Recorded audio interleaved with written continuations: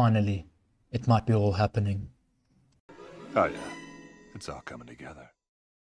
Okay, enough with the nonsense. Glasses off and into the charts. So guys, today it is a Saturday and I thought I would give an update on the weekly and daily timeframes for you guys. So on the weekly we have two scenarios. This is the bullish scenario where we have a 5-wave move up down from the low of 16,000, a 1, 2, 3, 4, 5. In this 3 we have a 5-wave structure and now are in the larger degree wave 4. The target for the wave 4 is sitting at about $57,000 to $37,000 to $38,000. Now we don't expect it to come that low, but it is possible as wave 2 was a shallow correction. So this is called the rule of alternation. Rule of alternation says that if wave 2 is shallow, wave 4 will probably be deep, and if wave 2 is deep, wave 4 will probably be shallow. So in this case, wave 2 is shallow and wave 4 might possibly be deep, possibly coming down to even that $42,000 level. This scenario is invalidated at the 0.618 at $37,000. Now there's one thing I could talk about this chart is that this wave 3 might not be over. This was a very short wave 4. And this could be the wave 4. So that wave count would look like this. 1, 2, 3, 4, 5 in that wave 3. And we would then get a 4, 5 in this larger degree wave 5. This would be, in my opinion, the top of the bull market. This wave 5 targeting around that $130,000 to $140,000. And then we should have a larger correction like we saw from 2021 to 2022. So that is the bullish scenario, and we can now look at the bearish scenario. The bearish scenario is this at the moment, that this larger bearish move has not moved, and that 16,000 was not actually the bottom. In this case, we would have this as a top of the bull market last cycle, and an A expanding flatten B and a C to the downside. It has hit the minimum target of an expanding flat, so this could play out. But at the moment, the B wave has taken this high, so that means that an expanding flat again in B could be playing out. We could see up to $91,000 and then a crash down back into, this would be a terrible move, back to $6,000.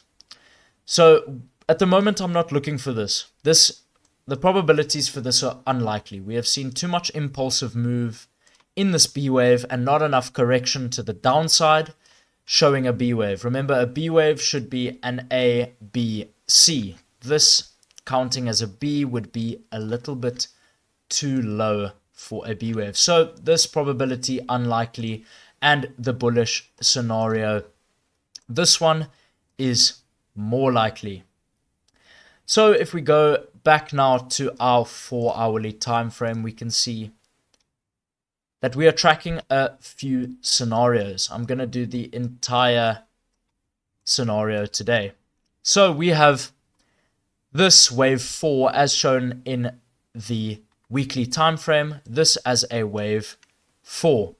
So we have an A wave down, a B wave up, and a C wave down. In this A wave, we have something called a leading diagonal, which is a 1, 2, 3, 4, 5, where top of wave 4 and bottom of wave 1 do indeed overlap. This is a gorgeous diagonal, and this cannot be the low of our correction. We knew that from down here. So we then have a general correction in a wave B, A, B, C, perfect, and are now looking at 1, 2 setups to the downside. We have a 5-wave move in wave C, which we should expect, and it has played out gorgeously so far. A 1, 2, 3, 4, and 5. We are in this 5th wave down now. So if I zoom in to the hourly time frame, we can be tracking this fifth wave. In the fifth wave, this is how I see the fifth wave at the moment. There are many different counts that I've seen from other Elliott Wave analysts, but this is the count I see at the moment. A 1, 2, 3 extended, coming up in a wave 4, and one more drop down. At the moment, I think many people have taken longs from this low beneath us, but this weekly gap, as you can see, this gray box over here, has not yet been filled out. And I do still think that we are in for one more large move to the downside. Now, in this wave 4, we've seen sidewave structures over this weekend so far. Very, very boring, and it normally does play out like this. Now, I do track this as an A wave up, should see a B wave, and then a C wave up, targeting at least this 0.5 target. Now, after that, we should see a flush again down into these wave 5 lows. Now, this could target around that 50,000 to 51,000, but we will talk about targets just now. This is the current bearish scenario, but in the long term bullish, as we've seen on the weekly time frame, as we should find support here and start massive impulsive moves to the upside. Now, on the bearish scenario, even more bearish scenario, we still have this WXY. There are multiple bearish scenarios, so I'll just be going over all of them today. Sorry about the camera. We have a WXY, and this X being an ABC. This Y, apologies. This Y should be an ABC. Now, this ABC can target the very similar area of our main scenario, so I don't have to go over this much. Now, there are other scenarios like this, which is the bullish scenario at the moment. We go to the 4 hourly time frame, we can see this. So we could have an expanding flat in this scenario. An expanding flat being A, B, C. Apologies for this camera. It is very annoying now. It's not working with me today. We could be seeing an A, expanding B, and a C. In this expanding B, we have another expanding B, an A, B, C. Probabilities of this I see as medium. They're not very, this is not the main scenario we are looking at. Another count that I have seen from multiple analysts, and I counted myself a while back, is that I'm going to be putting this camera, I'm going to change this camera after this video. Very annoying. I'm actually going to move it down here for now.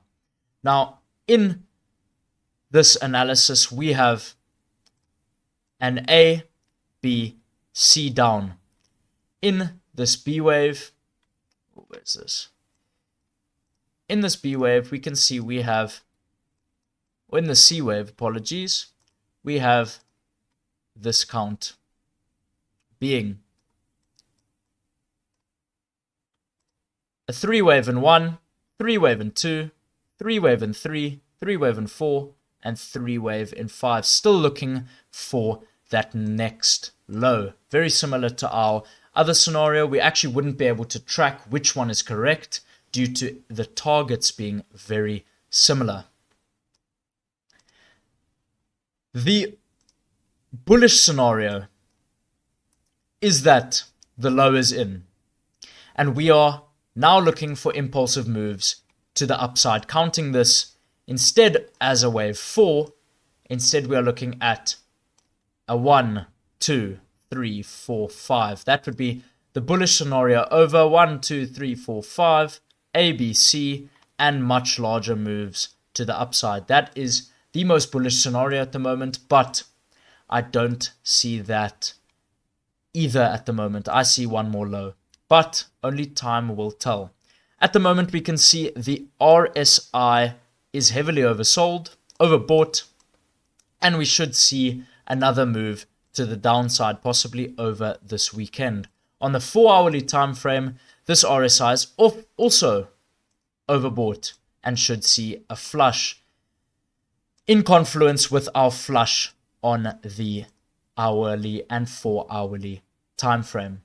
If we look at the daily time frame, we should see this not yet all the way to the bottom, still indicating that one more low can occur before we get those large bullish moves to the upside.